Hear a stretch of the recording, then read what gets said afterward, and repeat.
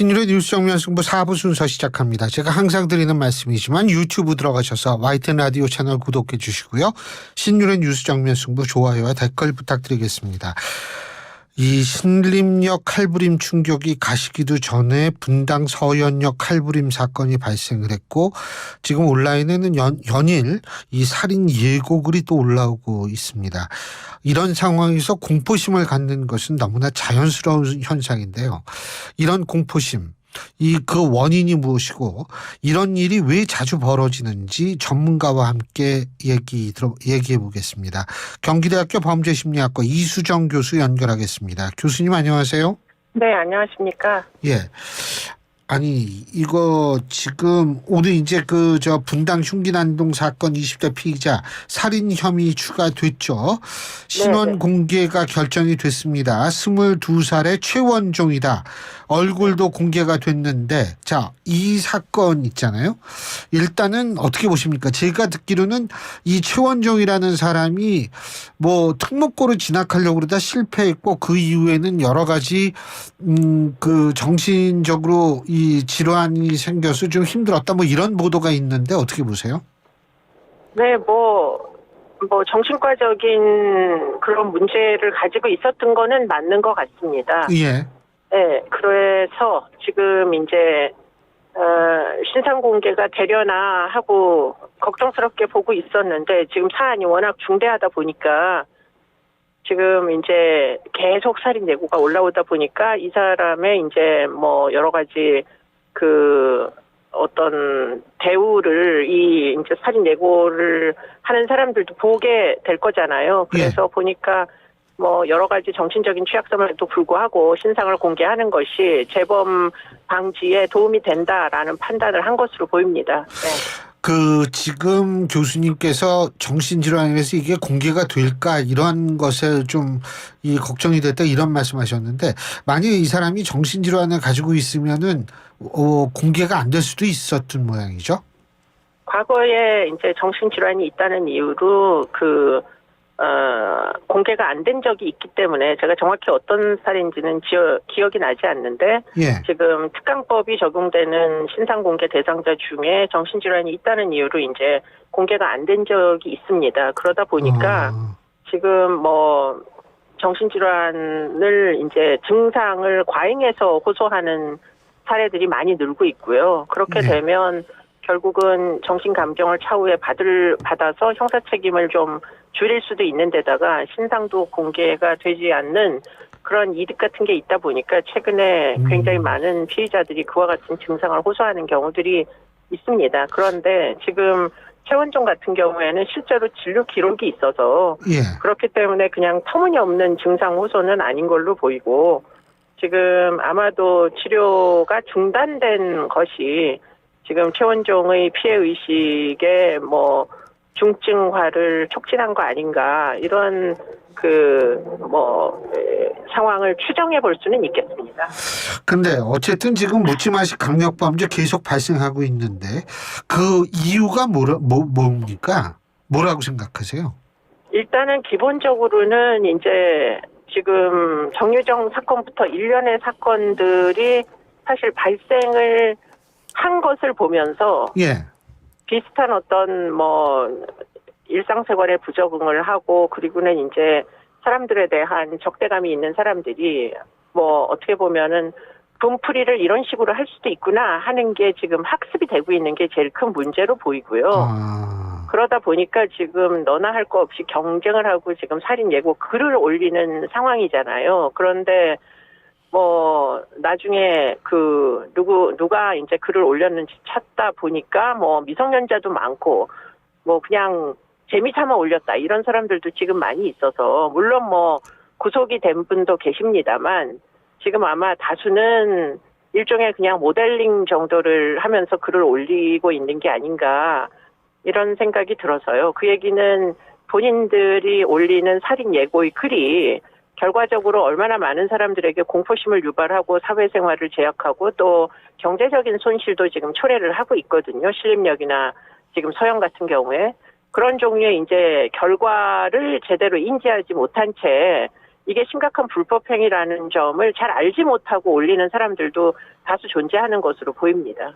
그런데 이게 그 엄벌을 해서 이런 장난을 이런 시루고로 이 별 죄의식 없이 장난처럼 하는 것을 금지시켜야 되는 거 아니에요?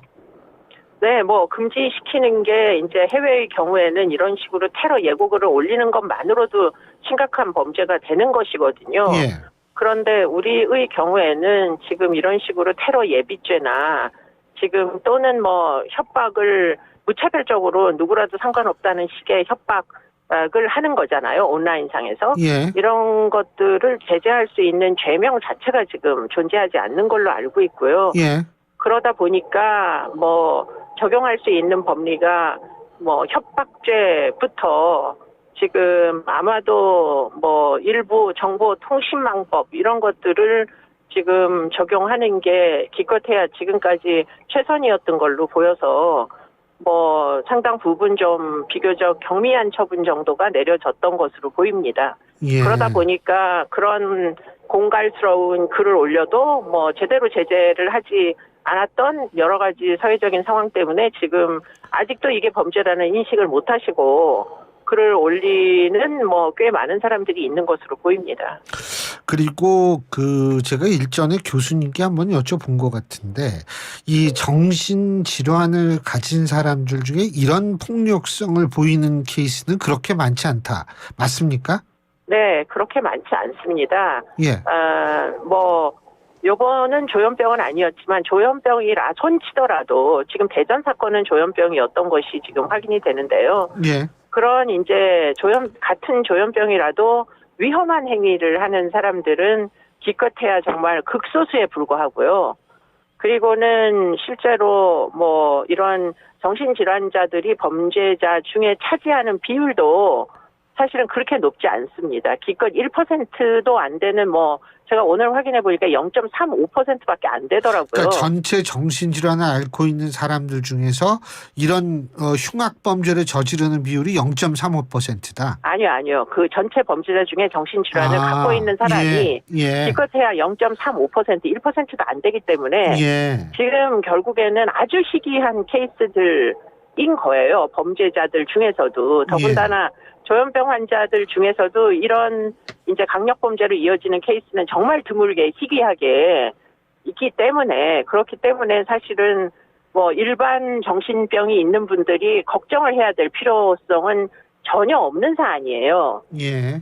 그런데 문제는 그 중에 일부의 경우에 뭐 폭력적인 그 전력이 있거나 또는 지금 정신질환으로 약을 먹다가 중단하신 분들, 이런 분들은 사실은 계속 관리가 돼야 되는데, 의료적으로든 뭐 사법제도에 의해서든 계속 관리가 돼야 되는데, 그거를 못하고 있었던 게 이제 문제가 되는 것이죠. 지금 사법제도로 관리를 못하게 됐다. 그러면은 교수님께서는 사법입원제라고 하죠. 네네. 이 조금 그 정신질환인데 좀 중증 환자들 같은 경우에는 강제로 입원시키는 거예요. 이거 네네. 필요하다고 보십니까? 저는 그게 필요하다고 생각하고요. 그런 제도가 진주 방화 사건 때, 안인득 사건 때 이미 논의된 바가 있습니다. 그런데 그때 많은 분들이 목숨을 잃으셨죠. 네, 예. 뭐 입원을 지금 본인의 의사에 반해서는 치료조차 할 수가 없기 때문에 그렇기 때문에 만일 혼자 살면서 치료를 거부하는 경우 안인득이나 이번에 사건들처럼 그냥 혼자 사는 경우에는 사실 가족들의 동의를 얻어가지고 입원시키는 것조차 어려울 수 있거든요. 예. 그렇기 때문에 지금 그러면 결국은 판결을 하듯이 영미권 국가처럼 법원에서 치료를 받아라라고 명령을 해서 강제 입원을 시키는 제도가 필요한 거 아니냐 이런 얘기들이 그때도 있었습니다. 예. 그렇기 때문에 이런 사법 입원 제도는 어쩌면 치료가 필요한 사람들에게 치료를 뭐 받게 할 수 있는 그런 나름대로의 이익도 존재하고요. 환자들을 위해서는. 예. 그리고는 공공의 안전을 통해서는 지금 위해를 발생을 시킬 수도 있는 사람들에게 치료를 강제할 수 있다는 이유 때문에 뭐 공공의 안전을 위해서도 필요한 지금 제도다. 이렇게 볼 수가 있겠습니다. 그렇기 예. 때문에 객관적인 평가를 통하여 재범 위험성이 있고 공공에 위해를 가할 수 있고 뭐 정신병이 있는 경우에는 사실은 지금 진료를 받도록 강제하는 것도 지금 합법적인 테두리 내에서 집행하는 것이 완전 불가능한 것은 아니다. 그러한 얘기를 할 수 있겠죠. 그게 사법위반제도라고 볼 수 있습니다. 근데 이제 사법위반제도 관련 법안들이 국회에 계속 계류돼 있다는 거예요, 이게. 네, 그게 다 그 환자들의 인권에 이제 반한다. 예. 치료를 거부할 수 있는 것도 환자의 인권 아니냐. 이런 이제 쟁점이 존재하는 거죠. 예. 지금 사실 그 환자들의 인권 물론 중요합니다만 또 하나는 뭐냐면 경찰들의 왜 그 흉기 사용, 경찰들이 강력한 진압 수단을 사용하는 거 있지 않습니까? 네. 총기를 사용한다거나 아니면 뭐 테이저건을 사용한다거나 이런 거요. 이거 네. 경찰들이 굉장히 주저하는 것 같아요. 형법으로 무죄 무혐의가 나왔다 그래도 이게 민법으로 가면 이 막대한 금액의 손해배상을 하는 경우도 있고 이렇게 그렇습니다. 이것도 좀 바뀌어야 되는 거 아니에요? 이거 어떻게 바뀌어야 될지 모르겠어요. 지금 이제 책임을 면해주겠다라고 법무부 장관께서 발표를 하셔서 뭐 정당방위에 해당하는 책임을 묻지 않는 그러한 이제 형사적인 면죄부는 줄 것 같은 뭐 발표를 하셨어요. 예. 그런데 이제 민사는 여전히 남아 있기 때문에 말씀하신 대로 이 부분에 대하여 외국은 그러면 결국 돈으로 해결을 해야 되는 거잖아요. 그렇죠. 이런 이제 돈을 우리나라는 개인이 뭐 교도관이나 경찰이 다 물어내야 됩니다. 그런데 이러한 이제 사법제도 내에서 발생하는 민사소송에 대하여 외국은 어떻게 하나 찾아보니까 기금 같은 걸 마련해 놓더라고요. 그래서 경찰도 미리 뭐 보험 들듯이 기금을 마련해서 지금 그런 공적 이제 자금으로다가 민사소송에 뭐 만일 손해배상을 해야 되는 상황이 벌어지면 개인이 하는 게 아니라 뭐 조직이 하는 거죠. 그렇게 해서 구제를 하는 그런 방법도 있는 것으로 알고 있습니다. 지금 사실 경찰분들의 자주 섞인 얘기가 범인의 인권은 있지만 경찰의 인권은 없다. 자주 섞인 얘기로 이렇게 얘기를 하더라고요. 각자 알아서 살 수밖에 없다. 이런 식으로요. 근데 그거는 조금 지나친 그 사례, 일반적인 상식적인 사례는 아니더라고요. 저도 보긴 봤는데. 그렇기 때문에 합리적인 테두리 내에서 지금 형사적으로는 뭐 면책하는 그런 조치들을 취한다고 하셨으니까 아마도 그런 형사적으로 면책이 되는 결과들이 민사적인 손해배상의 소송에도 참고될 개연성이 굉장히 높아서 과거처럼 그렇게 정말 아무도 도와주지 않고 혼자서 책임져야 되는 그런 상황은 앞으로는 좀 많이 개선되지 않을까 이런 기대는 해봅니다. 알겠습니다. 그리고 또 한 가지 여쭤볼 게 지금 뭐 가석방은 종신형 도입 얘기가 나오는데 교수님 보실 때 효과가 있을 거라고 보세요?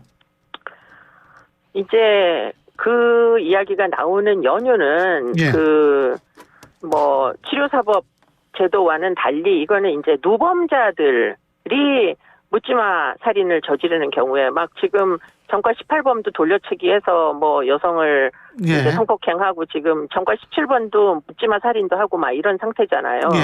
그렇기 때문에 그렇게 정말 평생 동안 교도소를 들락거리면서 전혀 갱생되지 않는 자들을 어떻게 하면 좋겠느냐 하는 데 있어서 많은 사회적인 여론은 내보내지 말라는 그런 주장들이 존재하는 거예요.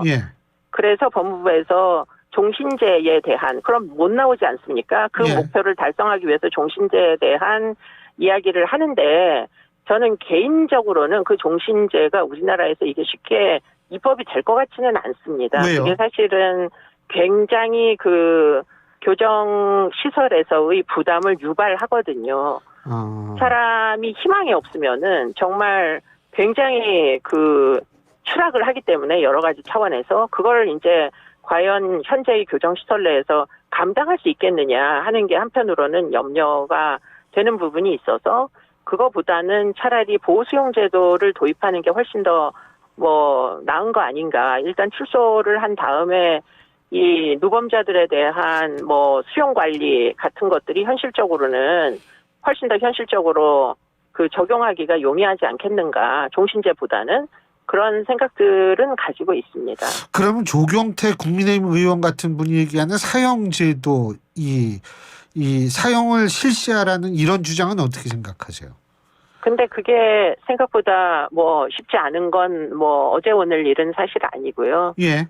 결국에는 이제 사형을 그러면 뭐 지금은 집행하지는 않는데 사형 선고는 하고 있지만 예. 그러면 사형을 집행을 대체 뭐 누가 결정을 할 거냐 이것부터 사실은 굉장히 고민이 많은 대목이라 그렇게 쉽게 누군가가 사형 집행을 이제 명령을 하기가 생각보다 이제는 어렵지 않겠는가. 국제적인 기준을 봐서도 거의 많은 경우에 국가들이 사형을 폐지하는 그런 추세가 있다 보니까 지금 이제 와가지고 사형 집행을 하는 것이 생각보다 그리 쉬운 일은 아닐 거라고 생각이 듭니다. 그거야말로 국민들의 공감대가 광범위하게 있어야 되는 일이라고 보입니다. 알겠습니다. 그리고 또 한 가지 많은 청취자분들이 궁금해하실 것 같아가지고 여쭤보는데 이 요새 호신용품이 아주 불티나게 팔린다는 거 아닙니까? 네. 예, 이런 거 갖고 있으면 좀 효과가 있을까요? 어떻게 보세요? 뭐 실질적으로 얼마나 위험해서 뭐 구제가 될 거냐는 뭐 모르겠고요. 그거는. 예. 그러나 심리적으로 위안은 틀림없이 될 겁니다. 그렇기 때문에 저는 개인적으로는 심리적인 위안이 된다면 그렇다면 호신용품도 일단은 소지하고 있는 게 사회생활을 하는데 뭐 야간에 뭐 외출을 하거나 할 때 마음이 편한 방법으로는 뭐 괜찮지 않는가 이런 생각은 합니다. 예. 그런데 기본적으로 이렇게 불특정 위험에 대하여서는 개인이 막을 수 있는 방법은 사실상 없어요. 그렇기 때문에 뭐 한 공동체가 그런 불특정 위험에 대하여 같이 협력하여 예를 들자면 너나 할 거 없이 온라인으로 이상한 정보에 대해서 뭐 사이버 경찰청에 캡처에다가 신고를 한다거나 뭐 이상한 이제 정보를 계속 올리는 뭐 살인 예고글 같은 거를 올리고 흉기 사진도 올리고 이러한 IP 주소를 경찰에다 신고한다거나 이렇게 해서 전반적으로 사회 안전을 도모하는 건 충분히 가능한데요. 그런 식으로 어떤 협력하는 이런 그 어떤 노력을 하는 것 대신에 개인이 혼자 자신에게 발생할 수 있는 위험을 모두 예상하고 책임지는 건 일단은 어렵다. 이렇게 얘기할 수밖에 없겠습니다. 근데 어쨌든 뭐 예를 들면 전과도 없고 이런 사람들이 갑자기 묻지마 범죄하고 이거 저는 예방이 굉장히 어려울 것 같은데 그런 의미에서 지금 경찰이 실시한다라는 좀 이상한 경우에는 불심 검문 있지 않습니까? 이런 거 필요하다고 보십니까?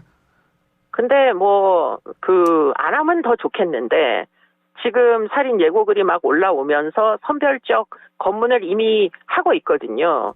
그랬더니 가방 안에서 칼이 나오는 사람도 있고 지금 실제로 그런 사례들이 몇 건 있었지 않습니까? 그렇기 때문에 당분간 좀 이런 글도 올라오지 않고 좀 당분간 지금 안정이 될 때까지는 지금 불가피한 상황이 아니냐. 더군다나 시민들이 불안해하시니까 지금 경찰이라도 좀 눈에 잘 띄는 곳에 사람들이 많이 모이는 곳에는 경찰도 좀 눈에 잘 띄게 이렇게 순찰도 돌고 검문도 좀 하고 지금 당분간은 지금 이런 일들이 필요한 거 아닌가 이런 생각이 듭니다. 개인이 다 해결할 수 있는 일은 결코 아니니까요. 이게 좀 있으면 그러면 어느 정도 이 모방범죄 가능성이라든지 이런 게 좀 지나갈 만한 시기가 오기는 올 거라고 보십니까? 꼭 와야 한다고 생각을 합니다. 이게 미국의 총기 난사 사건처럼 그냥 초기에 대충 내버려 뒀다가 총을 가지는 것까지 개인의 자유다 해서 결국 신변 보호의 권리 이런 것들 인정해줘서 지금 미국은 돌이킬 수 없는 총기 난사 국가가 됐잖아요. 지금 그런 식으로 방만하게 자유라는 또는 인권이라는 이유로 이런 종류의 공공의 위험을 그냥 방치하는 것은 일단은 지양해야 된다. 당분간 좀 불편하더라도 경찰에 협력을 하고 신고도 열심히 하고 그래야 될 필요성이 있다고 보입니다. 오늘 말씀 잘 들었습니다. 고맙습니다. 고맙습니다. 지금까지 경기대학교 이수정 교수였습니다.